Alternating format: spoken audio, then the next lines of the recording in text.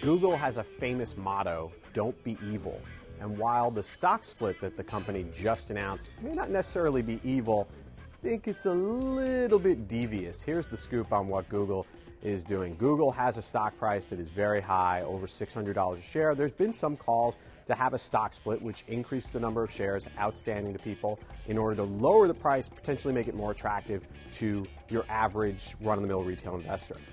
But here's what Google did. Google said that it's effectively splitting its stock. It's going to issue new Class C shares to every Class A shareholder, except for the little fact that the Class C shares will have absolutely no voting power whatsoever. None.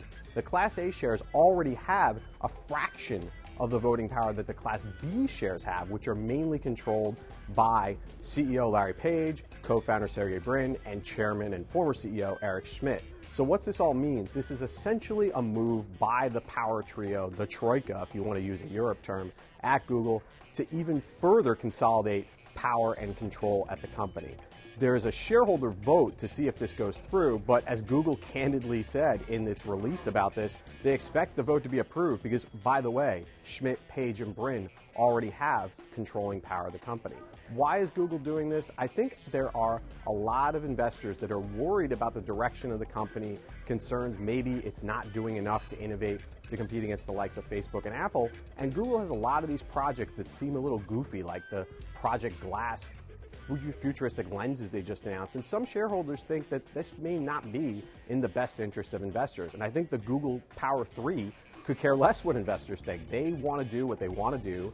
They're acting like a private company, so by doing this split, they sort of satisfy investors that want a lower stock price, but at the same time, they're able to have even more control of the company. What's it all mean at the end of the day? I think that this is just further proof that Google is really just a run-of-the-mill old media company, because this is pretty similar to what you have at News Corp, Comcast, CBS, and Viacom. They all have shares that trade publicly, two classes of shares.